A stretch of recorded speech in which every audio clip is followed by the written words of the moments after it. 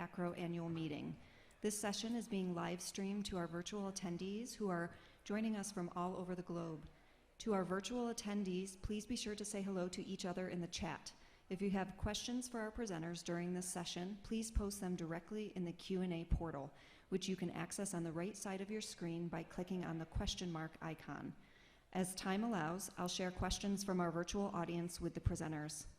I invite everyone attending this session to be sure to complete a session evaluation at the end of this session, which in-person attendees can do through the WOVA app, and our virtual attendees can do by clicking the Submit Feedback button at the top of your screen. It is now my pleasure to welcome our presenters, Julie Kirkland-Poirier, Martin Fortner, and Frank Castro. Hi, everyone. Welcome, colleagues, face-to-face and virtual. My name is Julie Kirkland-Poirier, and I serve as the Dean for Student Success at Northeast Lakeview College. My colleagues and I, Marty Fortner, who serves as the Director of Institutional Research and Effectiveness, and Frank Castro, who is our data analyst, we are so excited to present our work to you on working with data and how it supports our student success and how it supports our infrastructure as our students are evolving and changing.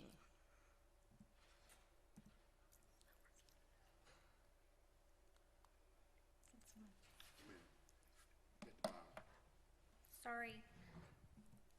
Oh, there we go. So sorry. So our agenda today will cover our institutional wellness, because how can you provide a culture of care for your students if you're not focused also on a culture of care for your employees?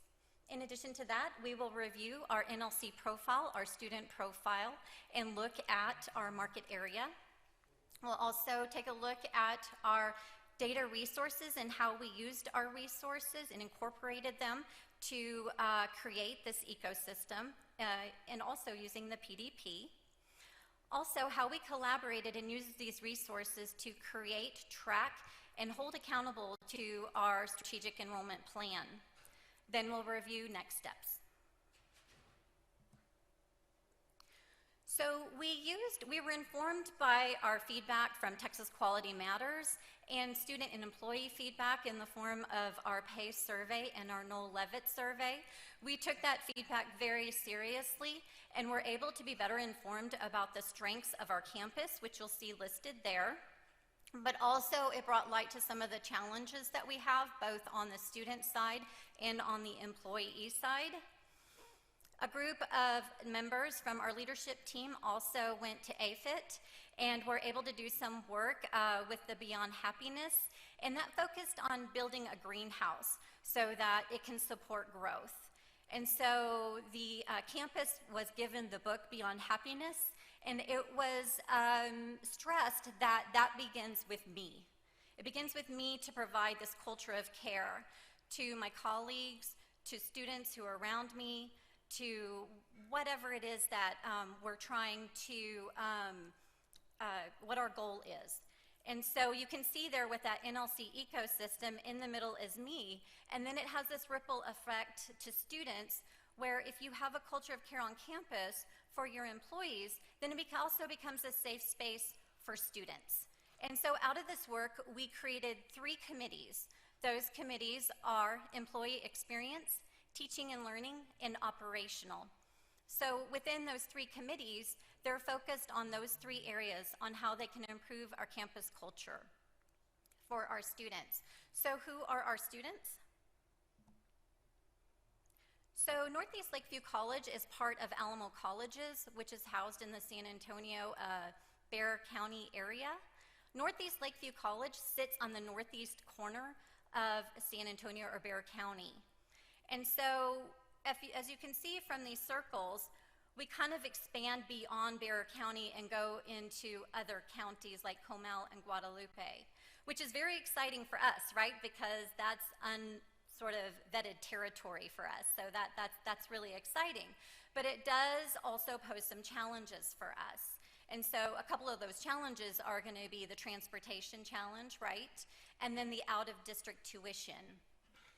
And so as you can see there with our population density, almost 40% of our students reside out of Bexar County.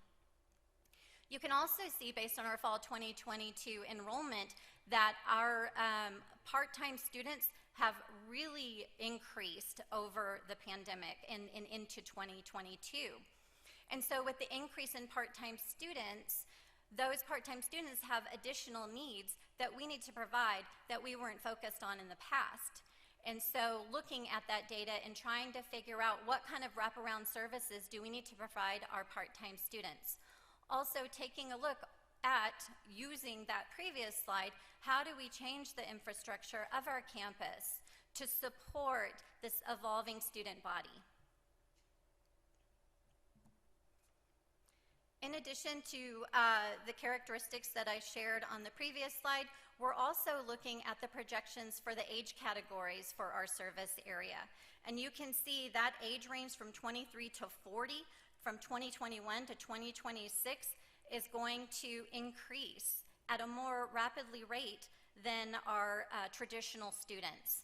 And so I know that there's a lot of talk about the adult learners, right?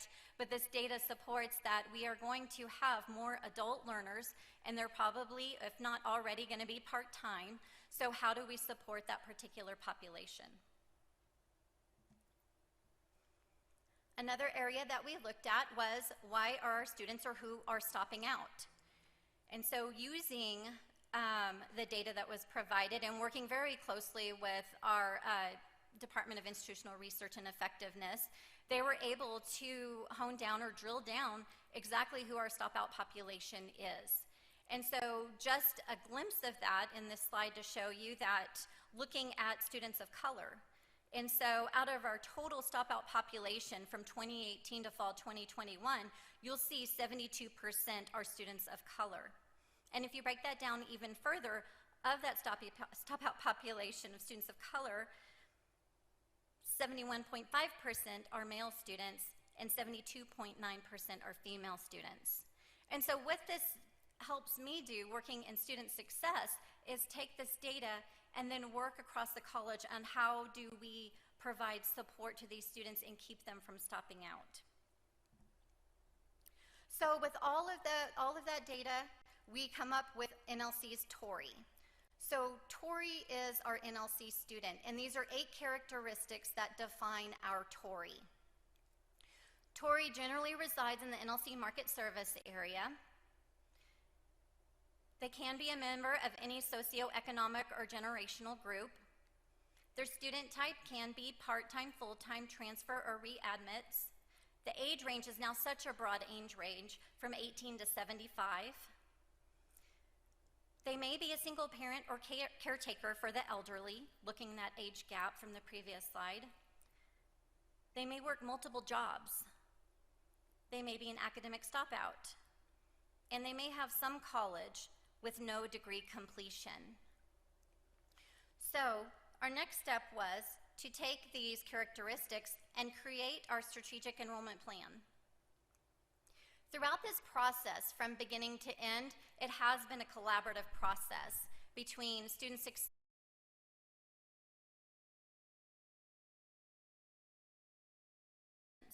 We're looking at targeting those equity groups.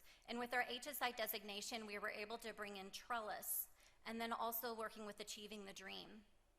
When we're looking at credit accumulation and credit completion milestones, we are looking at productive grade rates, right? Those are their passing rates.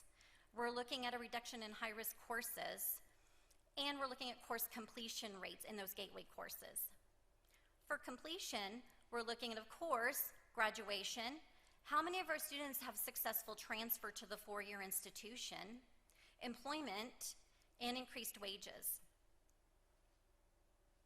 And now I'm going to turn it over to Mr. Fortner, and he will explain our NLC entry to exit continuum.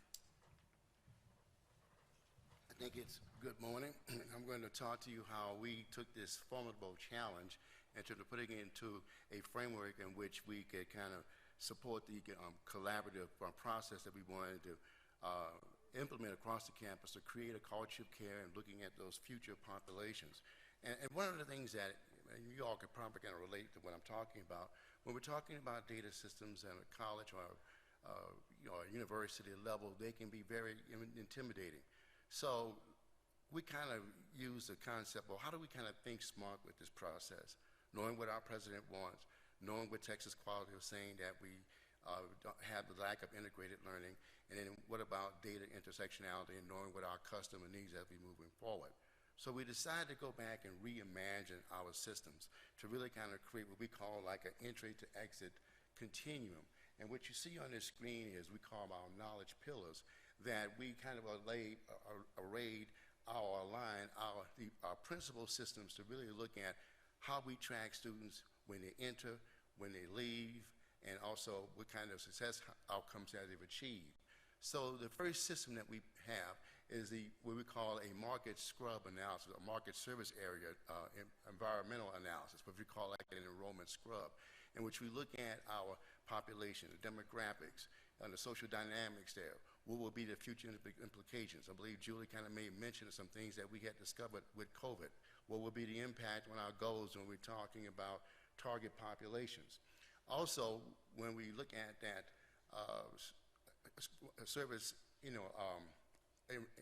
service area enrollment scan, we have what we call semester enrollment scrubs, where we take those reports in every aspect of the students that we enroll. We know everything in terms of their financial capabilities, the households that they come from, basically a lot of things from the census data, so we can kind of go back and drill down by individual cohorts, and we do that on a semester basis. Then we have the introduction of Tableau, that our district office has been pretty good about kind of doing it on more of an enterprise system level, and that we were able to develop certain Tableau profiles that gets back into more as like the operational levels. One of the things that Texas Quality had noted that we have so many different metrics out there. How do we categorize them by institutional and operational? And you'll see how we've done that in the later slides. But this gives like different types of snapshots. And one of the things that we wanted to do is to bring the student voice in. In particular with our student engagement surveys. We utilize the Noel Levitt student satisfaction inventory survey because it gives us a lot of, I guess, granular information, how we're looking at how students feel or areas that they consider as being important in our delivery effectiveness and making sure that they're being satisfied with this. Then we acquired about 2 years ago was the post-secondary data partnership, and this is something that the National Student Clearinghouse has kind of pioneered, and it really was, I guess you can say, a godsend because it really, I guess you can say, compiled all data under one umbrella when we're looking at students and the persistence activities and migrations that they may have throughout their college career. And so one of the things that we saw that was really good, that really made this entry to exit continuum very successful, is what the ability that the PDP had given us. First of all, we had the retrospective insights and looking at previous cohorts over time that we can really look at longitudinally with their performance. So when you're talking about developing a culture of care, integrated learning, you want to have that kind of baseline data to go back and look at how effective your intrusive strategies are. The one good thing that this PDP resource had also provided what we call like a ready data analysis file. Matter of fact, all the students that's included in this profile, there's a profile that talks to all different aspects and characteristics of student performance, which is really good. And we found this as a leveraging tool that we use to build some predictive kinds of analytics. In other words, our president kind of told us, I want to have all this stuff, but don't expect a whole lot of money. So what I want you all to do is use off-the-shelf technology in creating this. In other words, like the Home Depot approach, go around and build certain things. So anyway, what we're doing here, and the point I want to make here, we're thinking smart, utilizing what we have, use more with less kind of thing. So it's we want to maximize our thinking capital here. And then also, how can we take that ready analysis file, like I say, build predictive analytics, also looking at can we link it with existing kinds of success outcome measures, like graduation completion rates, wage earning information that we can bring in out there. How can we do this to kind of give that kind of longitudinal view about what happens with our students. So in the next slide, why the clearinghouse was important, I made mention of it, is because you look at the data points in terms of where students enter the system, what's important in terms of those key performance metrics. Now when you look on my, I think it would be my left-hand side, and you see in the blue, from enrollment down to outcomes, those various different metrics, operational metrics that's used to go back and look at where students are at certain periods of time.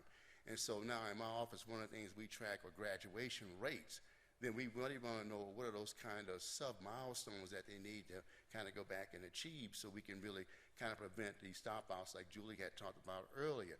So this kinds of information is, is good for us.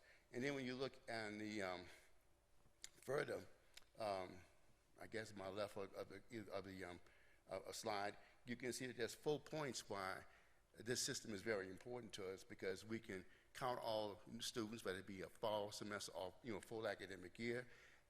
I think the best good thing about it is that we can look at equity gaps and looking at the achievement performance of these different equity groups. And then it also gives us the ability to, when we link to other systems, and you'll see in the next chart, that we can really have some better information in terms of the performance gaps and what are the types of intrusive strategies that we need to really mitigate that. And then it gives us the ability to kind of go back and establish benchmarks for future performance. Now, as I made mention, with the PDP, there is the ready analysis file, and it's a detailed data dump on all the students. So when you're looking at these characteristics, we realize, wait a minute, don't they use this for like predictive analytics and stuff? Right. So we had certain other contractors or vendors like Hanover Research Group that were doing a lot of predictive analytics. So we worked with them where we kind of technology shared and looking at those kinds of variables that we can kind of expand upon that. We also took the PDP, because I think there are going to be some future implications with the PDP and looking at academic zip codes. So we took what we had developed from our wage earning group, our district office was so kind to kind of help us with, and see we can try to link earnings with the academic zip codes to look at the earning potential, which is something to be a good marketing tool when you're looking at enrollment management. And I believe that the PDP now is beginning to start thinking on these types of options for the system. One of the other things that we have, we wanted to also link this with our ready analysis file, with stop-out dashboards that we created with our ready analysis file. And also we were talking about the stop-out population to kind of give more information as to who are these students, what were the programs that they dropped out with, what were their academic grade point averages. And finally, we wanted to cross-reference that with our Noel Levitt's student satisfactory inventory data set to kind of give not only actual performance, but also what is the student's perspective. Because we realized if we're going to be doing a reimagined entry to exit system that's focusing on student success and cultivating an environment of care, we had to bring the student voice into place. Which really, when you look at, this kind of gives you a basically kind of like a bird's eye view of how we are operationalizing all these things and how they come together. These things come together basically at the operational level. And so what you see with this triangle, we took all our different resources and we're trying to give you an idea of just where they merge and coming together. And we talked about these culture of care groups, employee relations, I believe it is, teaching and learning, and operations. All that aspects, talks to the whole student, progression. And so if we can bring in people who have certain mission critical similarities in terms of a passion, making these things happen, if we can get these things into groups and stuff and get them to talking and having the data arrayed like this, then what we can do is stimulate our institutional knowledge capital, that we can just triangulate the data to really get some really strong, intrusive types of strategies to develop the operational metrics to track over time. In other words, how that was operational lead measures affect the institutional lead measures when you're talking about retention and you're talking about graduation rates and things of this nature. The advantage of this concept is that what you see is 6 areas that we feel are critical to achieving integrated learning. First, the data intersectionality. That addresses what Texas Quality was basically saying: do you have information in knowing your student customer base over time in terms of future needs? It also enhances data contextualization. Most of y'all on campuses where you have like silos and everybody has different perspectives. With this triangulation method, we would argue that when we have all the principal people there talking, having the data, then what happens is that you can really enhance the context of the data, but you can also demystify certain preconceived assumptions. What we said earlier, that we have generational distinctions, and we have people, generations living within different households. So when we're talking about learning, lifelong learning, some of the assumptions that we have as professionals need to be revisited based on what we're seeing with the data. And also, what this thing is, that when we have our knowledge capital of people like Frank and Julie and other people here, then we can say, okay, with the resources that we have now, how do we leverage with some of the existing technologies, what I was saying earlier about, Levitz and with the wage earning dashboard, looking at the predictive analytics. How can we bring that to give a system, to give us some information based on where we can really put in strategies that could really predict future, positive success and behavior. And also it tells us too, because we want to link this back to the budget, what are the resource allocations? Is it purchasing new resources, or is it really kind of reorganizing, restructuring certain type of things? What are those observations? And then, as I said earlier, all these things would bring to bear. So whatever intrusive strategies that we basically have, then we can make the determination of what are the operational lead measures that we need to put in place, and how we want to see how that impact the certain lead measures that we have in looking at future performance. Now I'm going to turn it over to Frank, our data analyst, because now, as Julie was talking about her enrollment management plan, we utilize the PDP to answer certain questions as to the types of students that were coming in, also what are the types of strategies that we want to put into place, and how we want to go back and track it. Right? Be careful right here. Good morning. So right now I'm just going to be covering examples of the PDP and the Post-Secondary Data Partnership. Like Marty said, this is through National Student Clearinghouse. So this is going to be tracking the incoming cohorts on how well they're doing over time. And like we said, you can break it down by which cohort you're looking at, which term they first came in as. You could do it by the ethnicity, the gender, if they received the Pell Grant, if they're first generation, if their academic standing is above 2.0, if they came in math prep, English prep, all good. And so here you can see the 21-22 cohort counts. You can see of that cohort counts, how many of those are going to be first-time in college students versus how many of those are transferring into the college at that given time. You can see the splits if they're part-time, full-time. And here in this left-hand corner, this is just broken down by individual cohort years on the executive summary, so you can see how they're coming in over time. Now here we're going to do the credit accumulation rate. This is an example just by gender on the academic year. We just want to drill down one specific category. But on this credit accumulation rate, it has the thresholds. On the far left-hand side, it says 12 credit hours for part-time, 24 for full-time. And you could also do this as 15 credit hours, 30 credit hours, because we all know if you just take 12 credit hours in your fall and spring semester, you're not really going to graduate on time. A lot of people may view that as the students be aiming for 15 credit hours, if not just take courses over the summertime as well. And so you can track that by the gender on that cohort, and you can see how it has broken down.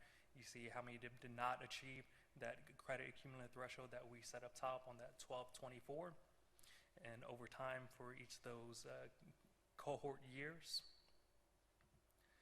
And then here you could continue tracking them. This is going into their second year as well, just to see how well that original cohort is doing. So it does track them over time. So even though they may be a 19-20 student, we are still tracking them into their first and second year to make sure they are achieving those rates of credit accumulation. And then here we are looking at the gateway course completion. So you are able to provide PDP, National Student Clearinghouse, what you consider your gateway courses. Generally for us, it's a different variety of math and English courses. So our gateway courses overall for our population, we're separating those between math and English. And with this, we're seeing how well they're completing at those rates. So with these rates, we did kind of see a large chunk of our populations were having difficulties. So we rolled out co-requisite courses for those math and English students due to the alternative testing with COVID and just alternative placement, whether it be transcripts, testing. It was kind of the idea that depending on how well they're placing, we will still have a college-ready course of English for you. It's just going to be dependent on how many more credit hours you're taking with that. So those co-requisites, just think of them as a STEM lab. We tried 1 credit hour co-requisites, we tried 2 credit hour co-requisites, depending on where you place that. And over time, we did realize that the 2 credit hour courses of those co-recs, it didn't really impact the students as much. So we mostly phased out those 2 credit hour co-requisite courses for those gateway courses. And for most of them, they're just down to the 1 credit hour cohort courses for those students.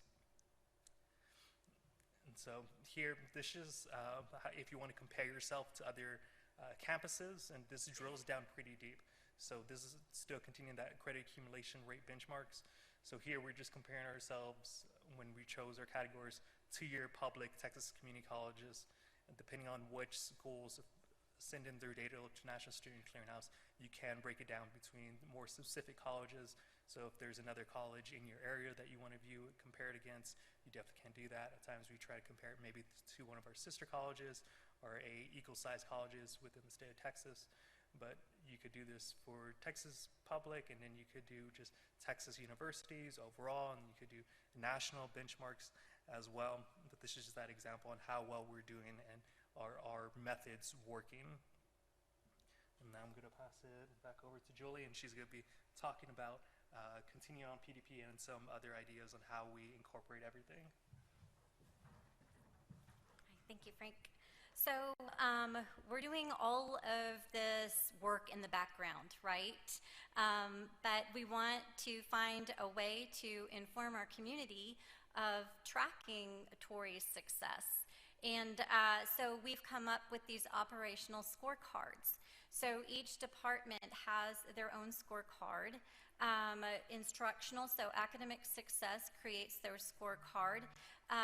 The executive team wants formal scorecards presented at the end of every semester. Well, not the end, but when we have certified data, right, at the end of the semester. And so we upload those scorecards, we review them as an executive team. My side on student success, I report out scorecards every Tuesday because as we know with enrollment, you look for gaps. And so as a team, we can address any gaps, see if there's any changes, if we need to act quickly, then we're able to do so. So this is kind of a way that we inform our community, our NLC community, about how our students are doing and also what our departments are doing to support those students with special populations. You see there that that's our Veteran Services Scorecard. So these scorecards, again, work to inform our NLC community. But the way that we have this data, of course, is the work that we do with all the data resources that, that Marty has just presented to you. So it is sort of that follow up or follow through and follow up, right? And it's circular. I mean, it doesn't stop. And then you have to make changes and you have to reassess, and there's process improvement. And so, and the only way you can do that is to be open, flexible, communicate well, and make sure that you are being collaborative with all departments on campus. So next steps, we're going to continue, like I said, because the population evolves, our student demographic evolves. So continue to create interventions to eliminate barriers Two things that we're doing right now is we have a grant with Achieving the Dream, focusing on students of color, adult students of color between the ages of 25 and 64 in online courses, so focused on increasing recruiting those particular students and getting them some sort of credential. So that's one thing that we're working on right now. Another item that we're working on, which is based on the data fed by the PDP and the other data resources, are that we have a grant with the THECB, the Texas Higher Education Coordinating Board, to provide wraparound services for our part-time students. So doing outreach to those part-time students and seeing what they need and providing financial assistance or whatever, childcare, transportation, whatever it is that those part-time students need to be successful. But we will keep doing that and keeping creative and in working together to come up with some innovative solutions to support those students. Institutional wellness is also evolving. Because we're the newest college at Alamo Colleges, we are seeing growth, and we're excited about that growth. And our student population is changing. And so because of that, our institutional wellness, right, our staff, our faculty, we also need to evolve and make sure that our community receives the training and support they need so that they can provide services to this new population, right? And it's continuous. And so, although it's exciting, right, it does take a lot of investment of time, passion, and sitting around the table and brainstorming. So I'm going to ask Marty to talk a little bit in detail about new PDP options. Yep.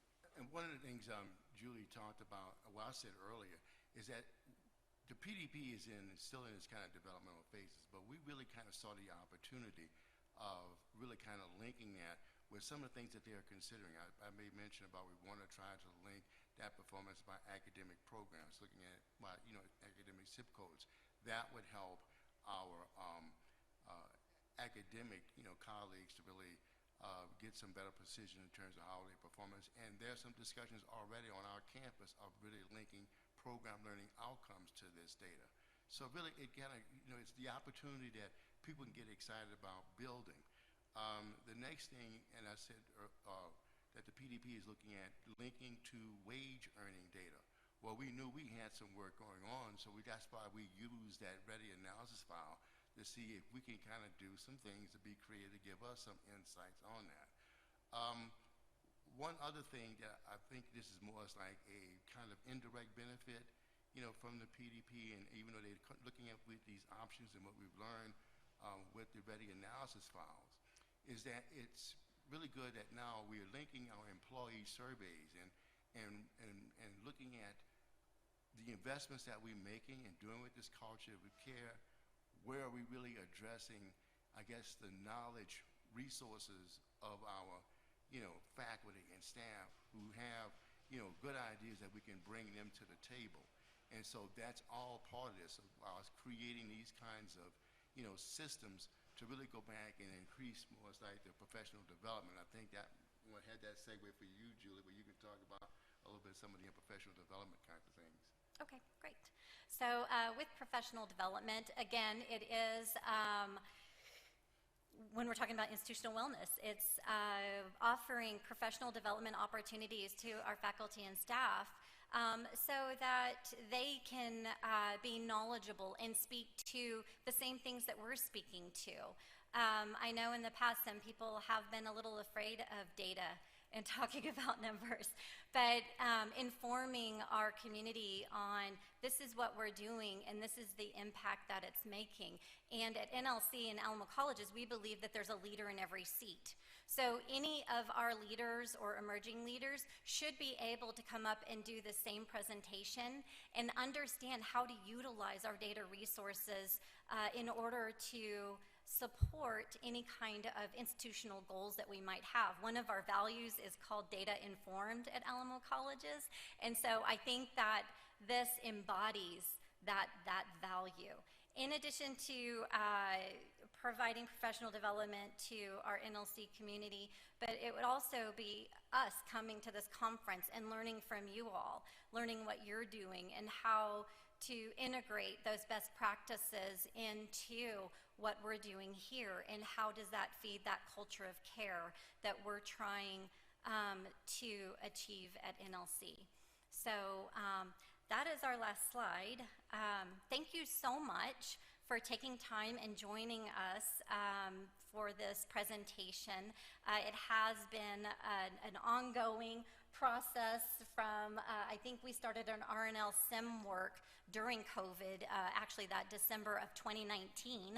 So, in working very closely with Marty and his team on finding ways to define and just drill down and really figuring out how to invest our resources for student success. So I am just indebted to him and his group, and we just work really well together. So again, thank you so much for your time. I think we can take a few questions. Yes? I can't see anybody in the back, so. Any questions for either one of us? We're happy to answer. There have to be some questions. So I guess how the PDP works, so you send them your data, and then they develop. Can you go to the microphone? Thanks. For the PDP dashboards, you're just sending them your data, and then they're developing those for you, or are you doing that in-house through the IR office? We can answer that question both ways. You know, I mean, matter of fact, if they can utilize the data dashboards, that's fine. We're trying to work out now how we can take those dashboards and really make it more, I guess you say, relevant to most like the executive group, that, you know, where it would be quick to get some good data from. And we're looking at from our operational managers, how we want to try to get that a little bit, you know, to make that more effective. We have instituted some types of training programs, but we do know that the PDP has its issues in terms of timeless and stuff, and so we're kind of working through that. So what we've been able to do is to create some kind of sub-profiles that, you know, to kind of give some better clarity with that. So that is on our, I guess you can say, our long-range plans, is how do we go back and increase that accessibility, because our president has really mandated that she wants us to roll these things out to the actual operational users. Very good question.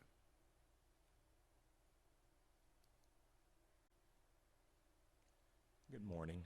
Could you talk a little bit more about the data scrubs that you did and being able to drill down the detail and how you're able to do that with other departments in order to use that data effectively and not have folks go, oh, you're profiling students, or oh, you're looking at this particular type of student unfairly? Well, I think to go back and address your question, I'm not going to talk about the market service area analysis, because that basically was taken more as like census data to know who our students.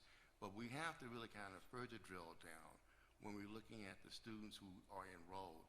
And so when we take our state reports, you know, like our CBM reports, coordinating board reports, and if you have, you know, in the state you got a clearinghouse, they have many variables that they're trying to look at, because that gets back into the, I guess, respective public policies that's going on in the state. So what we've done, those categories we've drilled down. So that means that when a student comes, it's like a transactional kind of line. We know everything about that student, whether you're Pell eligible or not, you know, whether they're a veteran, and what kind of veterans program they're coming in on and stuff. You know, so it gives like those different data streams. Because what we're trying to move toward cohort tracking, in a sense, that if we want to look at special populations and stuff, what are the characteristics? So by us going back and doing these different types of scrubs of the state reports that's already certified, that gives us some better information that we can give to some of our other colleagues, grants in particular. You know, we definitely go with grants, because you know, looking at the grants now, they're much more very specific in the types of students that they want. So this is why those scrubs become very important. We call them electronic fact books. That's what we develop.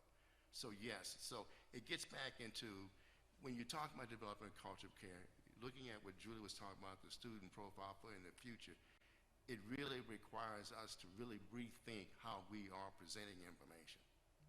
And so that's the approach. Another very good question. Thank you.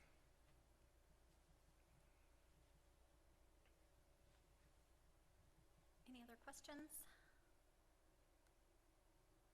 No? All right. Well, please be sure. Online questions. Oh, no online questions? Okay, all right, sorry. So please be sure to submit your session feedback. We do take that seriously as well. So, and we, revise the PowerPoint in our presentation based on your feedback. So please take the time to do that. We appreciate it. And if you don't feel comfortable asking questions as part of this big group, then please just pull me aside in the hallway if you want to ask me anything, or if you walk by me in the hall or see me at lunch. I'm happy to talk to you at any time. Thank you so much. Y'all enjoy the rest of your day.